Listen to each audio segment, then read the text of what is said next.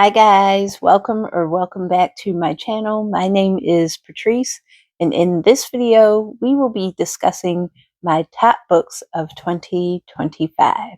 And now let's get started. So the books I'm going to talk about in this video, I've mentioned them previously on my channel, and we are going to go from the beginning of 2025 to the end of 2025. And I'm going to give like a little overview, but I don't want to like read all of the summaries because, like I said, I've talked about these books before, and you can see like the summaries and reviews in other videos. I just really want to go over like why I like them so much. So let's start with number one. The first book is All the Skills, Book One by Honour Rae. And this is a lit RPG. And basically, this is just like a video game in a book. And that is why it was one of my top books, because this is the first book that I have read in this genre of books. And I loved video games when I was younger. So like Street Fighter and Mario and Sonic and, all of those kind of things. So this reminded me of like playing a video game. And I thought this was a interesting concept to do in book form. So we have a boy named Arthur, and he ends up getting a magical card. So in this world, I believe your heart card system can hold like 5 cards, and you can swap the cards around and pair them up with other cards to make your magical ability stronger, and to develop more skills. So he decides to flee his village and join a caravan. And then from the caravan, he ends up in a colony. So the colonies are where you can learn skills and become a dragon rider and fight this disease called the scourge. And really, this is also about sort of like capitalism and classism as well in the book. I enjoyed this because we are getting like a lot of magic. We're getting a quest. Arthur is going on a quest. The book is set up very well, like in explaining the magic in this magical world and how everything works in this world. And what else? Like the characters were pretty good. Like the only thing I would say is that it seems like Arthur, he doesn't really grow as a character, but then there are 5 books, so like everything's not going to be resolved in this one book. So you have to keep reading to see like how he gets his skills and what he does with them, like in the other books. But yeah, I really enjoyed this, and I definitely recommend that everyone pick this up and give it a try, especially if you're looking for like a good fantasy series, like not romantasy, but actual fantasy. The second book on my list is Good Dirt by Charmaine Wilkerson. And this was a contemporary / historical fiction. And in this book, we have a family who is grappling still with the consequences of a tragedy that happened to the family like a while ago. So we have Abby, and her brother died during a home invasion. It was like a burglary gone wrong. Some people were trying to steal a jug called Old Mo, which had been in their family for generations. And we are seeing how her family is still dealing with the trauma that that incident produced. So her family is like only well, actually, I think they're just like a couple of like well-to-do Black families in the area that Abby grew up in, and she happens to be in one of those families. So after this incident, like there has been like a whole bunch of scrutiny like on the family and their lives and stuff like that. Like every so often, like around the anniversary of what happened to her brother, um, like it'll pop back up in the news and stuff like that. And then she was also recently like left at the altar, like her fiance ditched her on their wedding day. So now there's like some new gossip for the gossip rags to write about. So Evie decides that she's going to go to France to like get away from everything and to also kind of deal with her grief that she still has over her brother. And then we also get to see like how her parents are dealing with their grief and everything as well. I enjoyed this because this was my first time reading a book by this author, and I felt like it was very well written. And it wasn't as, even though she's talking, like we go back in time to Ebby's family's ancestors, and some of them were enslaved, but it's not like graphic detail about the enslavement. Like you are learning historical facts about like what people had to go through during that time, but it's not as graphic as some novels when they're dealing with this subject matter. And I got to learn like a number of new things I didn't know, like how some people who were enslaved, they were like master craftsmen in pottery. And then we have a number of people who were sailors and seafarers, which I didn't really know like much about that. So I enjoyed learning more about that history. And I just felt the author did a good job. Like dual timelines can be tricky, um, just because sometimes you enjoy one story over the other. And I felt like she did a good job of weaving both of the stories together. And I like how old Mo was sort of like the anchor for both stories. So I just really enjoyed this story, and this is another one I think you should pick up. Number 3 on my list is Don't Cry for Me by Dr. Daniel Black. And this is a historical fiction slash epistolary novel.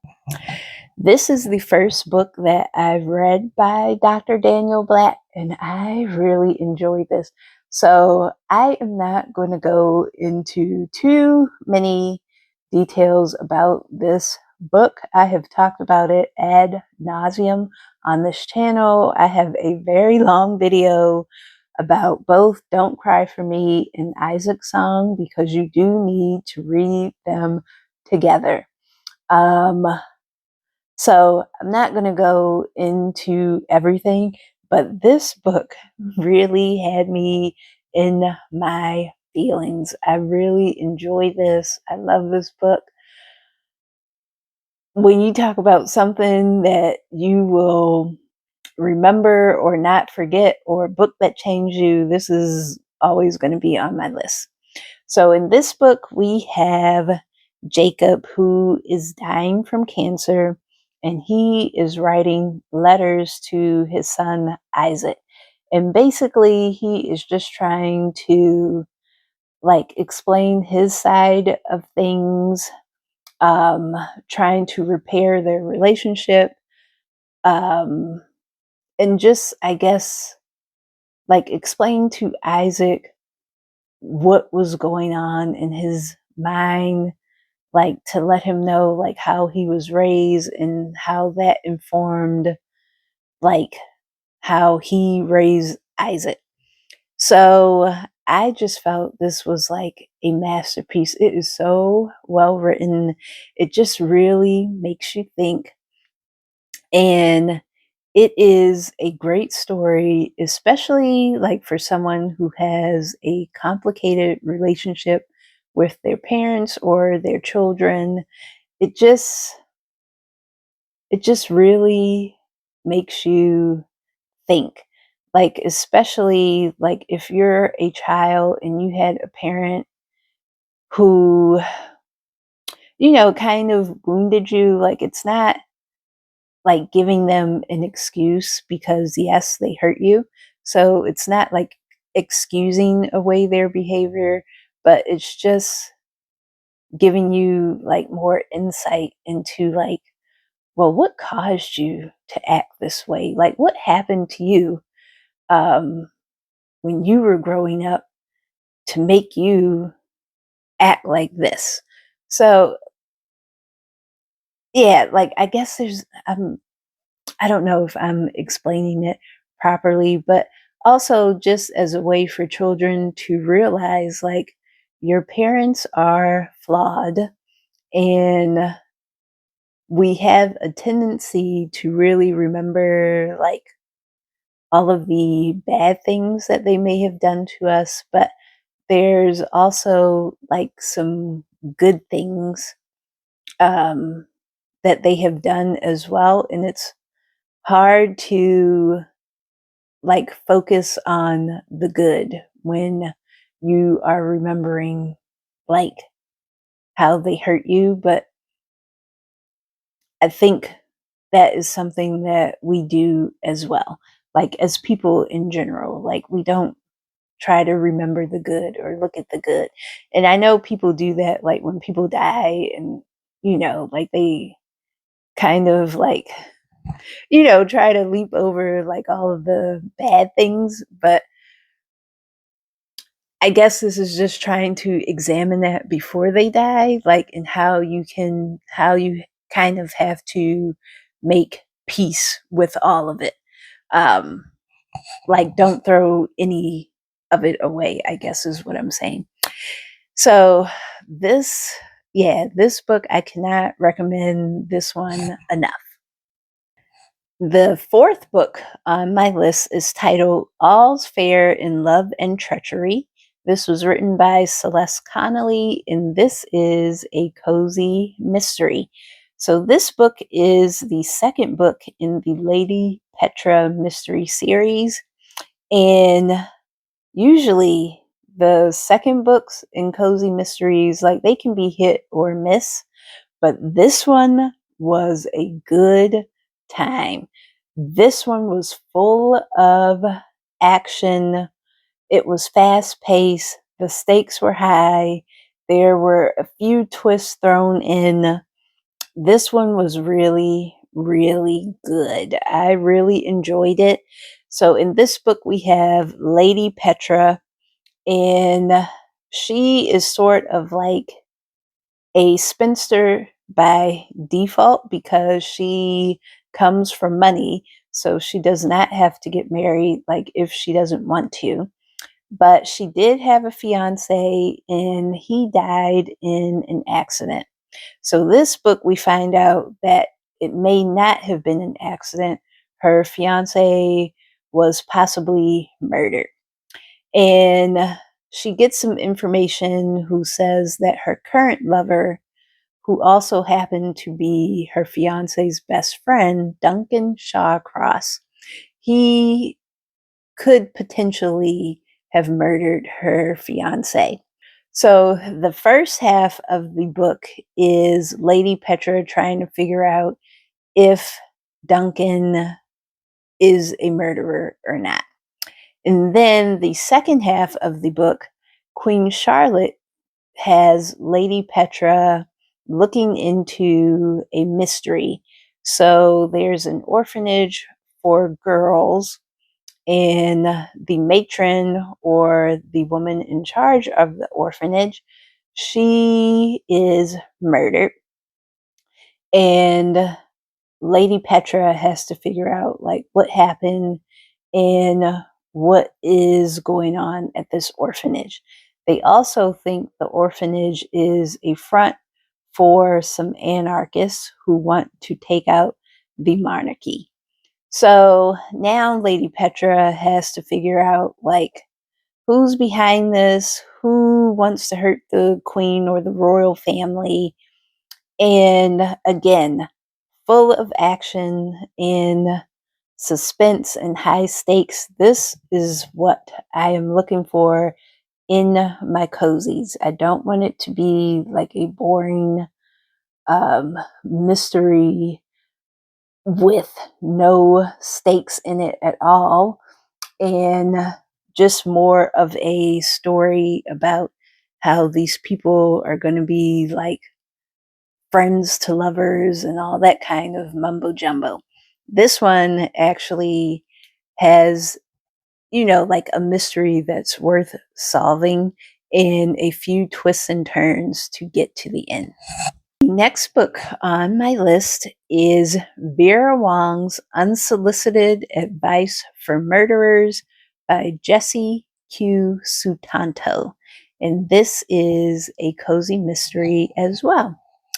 So in this book, we meet Vera Wong, and she is an elderly tea shop owner, and she is located in San Francisco in Chinatown, and a guy ends up dying in her tea shop. And she doesn't know who this man is and how he got into her tea shop, but he is flat out dead. Now, Vera says, hey, I need to solve this mystery. I need to figure out who this guy is and why he died in my shop. And she's like, I can do this because the police are dummies and they need my help to solve this. So she is like a nosy little old lady who hunts down these suspects. And when she does, she ends up actually like getting involved in the suspects' lives, and they actually become like her friends, and she's hoping that none of them are actually the murderer, but like one of them has to be the murderer. Somebody did it. So she's really just trying to figure out like who committed this crime. This was an interesting book for me because, like I said, Vera really gets involved in these people's lives, and sometimes the mystery is set on the back burner, and we are more like figuring out like how to help these people with their crises in life and what's going on with them and stuff like that. So that was a little interesting. And then the story is a tearjerker. This actually made me cry, because I got like so, like I really liked Vera a lot. Like I liked her character. She's feisty, she's nosy, she gets into trouble. The book is funny. And yeah, like all of the characters grew on me. Were some of them annoying? Yes, but the story was really, really good, and it was different because it read more like contemporary fiction instead of like a usual cozy mystery. So that's why this one's one of my top books. Number 6 on my list is The Water Dancer by Ta-Nehisi Coates. And this is a historical fiction slash fantasy slash magical realism. And in this story, we have a young man named Hiram Walker who was born into slavery. And when his mother was sold away, Hiram kind of like forgot about her. I guess he was kind of like searching his memory for her, and he had started to like forget like her voice and like what she looked like and stuff like that. But during that time as well, he realized that he had a magical ability. And so later on, this magical ability actually saved his life, and he was going to use it to run away from the plantation, and he was going to take like a young lady that he cared about. So now he's on this journey, like he's plotting like how he's going to get away. And from the events that happen from there, he actually ends up joining the Underground Railroad, and he meets Harriet Tubman on the way.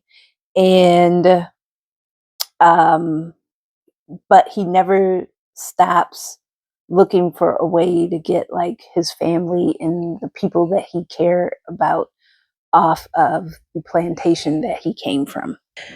So this book was interesting to me because I was totally not expecting like the fantasy magical realism elements in this story.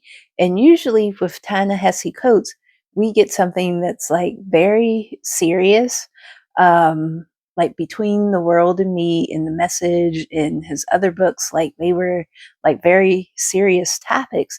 And this one was like his first like um foray into writing like fiction, and I wasn't sure like what we were going to get.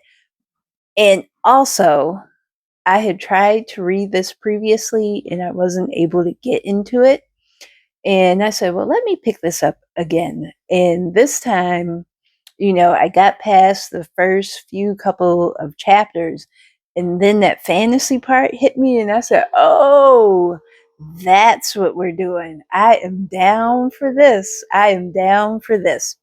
So I really enjoyed that. There were like a number of things in the story that made you think, a number of quotes and things like that. This would be a good book club book, just so you could talk about all of the ideas that were in here. Like sometimes I did have like lots of questions, and usually with most like sci-fi fantasy, like if they don't button up everything, like you will have some questions at the end. So that didn't like bring this down to me, like in the rating for like a top book, just because of that. But this one, yeah, I highly recommend that you guys pick this one up as well. My next top book of 2025 is Happy Land by Dolen, Perkins, Valdez, and this is a historical fiction. So in this story, we have a young woman named Nikki, and her grandmother calls her to come visit her in North Carolina. Yes, I believe it's North Carolina. And she hasn't seen her grandmother in years because Nikki's mom and her grandmother, they stopped speaking for quite some time. So when Nikki gets there, her grandmother, Rita, tells her the story of the Happy Land, which was a kingdom on the mountain that was founded by a group of free Black people. And this book was one of my top ones because I had never heard of the Happy Land before. And this is actually like a real place that you can visit. I believe there's a museum there now, and you can actually like walk or see the area where the kingdom was. And this kind of reminded me of like the Amish and sort of like how they live in America, but they don't have to follow the rules of like the government and stuff. But it's different because, of course, like these were Black folks. So even though, they made their own like land or community, like, the white folks were still coming to bother them. So I just love this book. First of all, the cover was fire. Like the cover is like one of the most beautiful covers I've ever seen. Like if I could just buy that cover and put it up on my wall, I would. The cover is outstanding, amazing. And I like the story because it tells like a generational story. So we do have dual timelines. So we have one with Luella, who is the queen of Happy Land. And then we get like the present day with Nikki and her grandmother. So, like I mentioned before, those can be kind of tricky, those dual timelines or just jumping around in time in general. But this one was okay. And I like that the story, like it's written in like a very conversational tone, like it's like easy reading. Like it's well written, but it's easy reading. Like you're not going to be like very confused about what's happening. So I like that as well. I enjoyed the story that the author told. This also made me want to read American Queen by Vanessa Miller because it deals with the same subject matter. And I just wanted to see how the stories would be different. Um, but yeah, something else I would suggest that you guys read. So the eighth book on my list is The Filling Station by Vanessa Miller. And this is a historical fiction.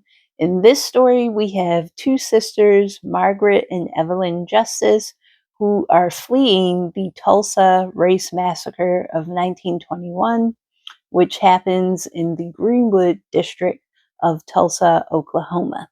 So on their way out of town, they stop at the Threat Filling Station, which is on Route 66. And this is a gas station that is owned by a Black couple. And this station sort of gives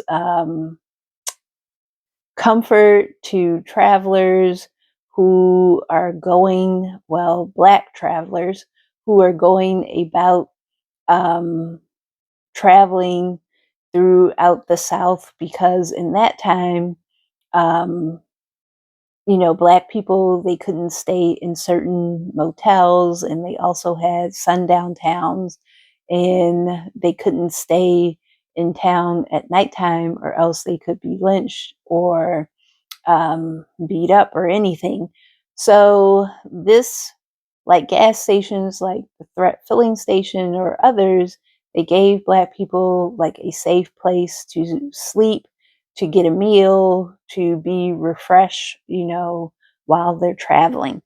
So Evelyn and Margaret end up here, and now they have to decide, like, are they going to go back and rebuild their home in Greenwood, or are they going to go, to a different area or place to live? So Margaret really wants to rebuild, and Evelyn is just not having it. Evelyn was really traumatized during the events of the massacre, and she doesn't want to go back. Um, the thing that I found really interesting and why I felt this was a top book of mine is because of the inspirational um, take that Vanessa Miller has in this story. So Margaret, she really struggles with her faith, like in God, and especially like after everything that happens in Tulsa. And she just wants to know, like, why did this happen to us? Like, if you're God, if you're so good, like, why would you let something so bad happen? And I really haven't read like any other books that really show a character that's struggling with their faith and like how they overcome that, and just that the power that faith has to like heal you and make you persevere and keep going even when things are difficult. And I felt like Vanessa Miller did a very outstanding job with writing about that and just showing that in this character in her story. And I really enjoyed it. That made me want to read like more of her books. This is the first book that I've read by her, and I'm definitely looking forward to reading more of her books, especially if she does that more often, like puts more of like a inspirational um, bent to her story. The next book on my list is titled People of Means by Nancy Johnson, and this is a historical fiction. So in this story, we have Frida Gilroy, and she is attending college at Fisk University, and this is like her first time living in the South, and now she is surrounded by the events that are taking place during the civil rights movement. And she kind of does not want to get involved. Like, this story shows like the difference in opinion of Black people at the time. You had some of them who were like, yes, we need to agitate and, do protests and stuff like that to advance our rights. And then you have another group of people who just felt like, well, if got an education, and if you were like doctors and lawyers and that kind of thing, you would make people respect you, and that is how you would get your rights. Like, it's more about respectability than agitating. So Frida does not want to get involved with the civil rights movement, but she meets a young man named Darius on the campus, and he is heavily involved. So he like convinces her to, put some skin in the game. But then we also have Gerald, who is the young man that Frida's parents have kind of like set up for her to meet while she's at college. So this is like part of the respectability side where, even though you're at college and you're smart and you're there to learn, you're also there to network and to meet, like an upstanding, like Black man, so that you can be married and be taken care of and that kind of stuff. So Gerald is the guy that they want her to like date and marry because he's going to be a doctor. So that is Frida's half of the story. Then later on, we switch to in the future, and we get Frida's daughter named Tulip. And she is like a high ranking PR person. And this is around the time of the Rodney King trial. And, we get the not guilty verdict, and Tulip's very upset. And now she wants to be like a social justice warrior, but like her work is going to frown on that. So she doesn't know like how to or even if she should, like, use her PR skills to help with like some of the community activism that's happening at the time. And like, what will her bosses say? And will she lose her job and stuff like that? So that's the second half of the story. So we're focusing on Tulip. So it's just really a story about these two women and how they are going to use their voices like for change. And I was surprised that I liked this book as much as I did. Like, I saw it, some other reviews, like some other booktubers reviewed it, and they just said it was okay, but I really enjoyed it. And one of the things that I liked was like the romance triangle between Frida, Darius, and Gerald. Like, the author uses that triangle to like give us like these historical facts about the civil rights movement. And I just thought she did that so well because I am not a romance person. Now, you guys, if you are subscribed like you should be, you know that romance is not my thing. Um, I like it in certain instances. I like it in certain instances, and this was a good use of like romance and to suck us into the story. So I really enjoyed this. This was a surprise. Again, like I said, a surprise for me. Um, I like how also the author, she uses like historical figures and like people that you would know, but it wasn't just like name dropping. They actually had like a function in the story. It wasn't just like, hey, and then she met so and so, and then we have this person, and then we have that person. Like some of the other books I've read, like Let Us March On, like a little bit, you get that a little bit in that story, but this one was done a bit better. So I really enjoyed that as well. And let me see. The only thing I will say is that we could have had like another 50 to 100 pages in this story, and I would have been fine with that. I just felt like it ended without you getting a resolution on what happened with the characters. So I don't know. Maybe Nancy Johnson will come back and give us another book with these characters. I would enjoy that. I would read it. But yeah, I still want to know what happened. The 10th book on my list is titled Murder at the Wham Bam Club, and this was written by Carolyn Marie Wilkins, and this is a cozy mystery, historical fiction slash magical realism. So in this story, we have a young lady named Nola Ann Jackson, and she moves back home after the death of her husband. And she moves home with her Aunt Sarah, and her Aunt Sarah is a psychic, and Nola Ann has the gift as well.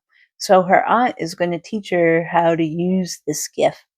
And while she is there one day, um, a lady that she knows, she wants her to look into the case of a missing woman. So this woman was living at a home for girls, and she goes missing. They think she is at this Wham Bam Club. So Nola Ann, she actually finds her at the Wham Bam Club. And before she can get her to leave and to like go home with her, there's a fire. The Wham Bam Club's burned down, and they find this young lady's fiance in the remains of the Wham Bam Club with a bullet hole to the head. So now this young lady, they think she's killed her fiance, and Nola Ann has to clear her name of murder. So I enjoyed this because um, there's like a hint of magical realism with the whole like psychic ability and like how that plays into like solving the mystery. I thought that was like a nice addition to the cozy mystery. And I know they have like paranormal cozy mysteries, but I've never seen like one with Black characters, and especially for like this time, like during Jim Crow and stuff like that. So I thought that was like a nice twist. And this is the first book that I've read by this author. And I think she has another mystery series. So I'm going to check out her other books. But I wish they had had recipes, because Nola Ann, she works for a catering company, and they talk about like how good the food is. So I wish they would have added recipes. But this was like a great debut novel. Like the author set the world up. Nola Ann, like I really liked her as a character. I liked Aunt Sarah as well, and like some of the other like supporting characters too.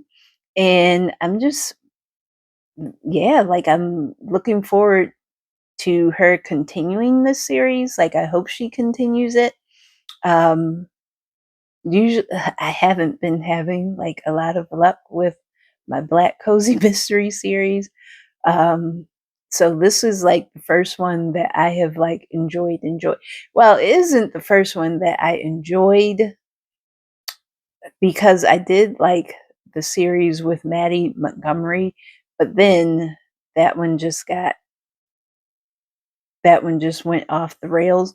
This one I like because like you could follow the story, you could see where it was going, like everything made sense. Um, there was there weren't any big questions that needed to be tied up at the end. Like this was like a solid debut, and I really like that.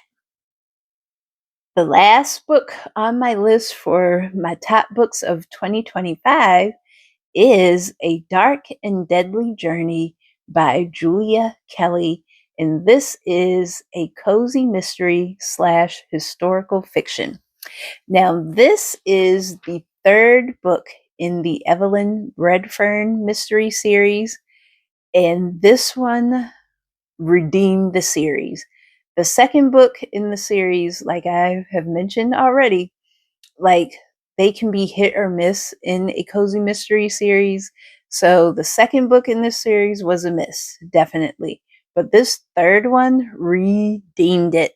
This was so much better than the second book.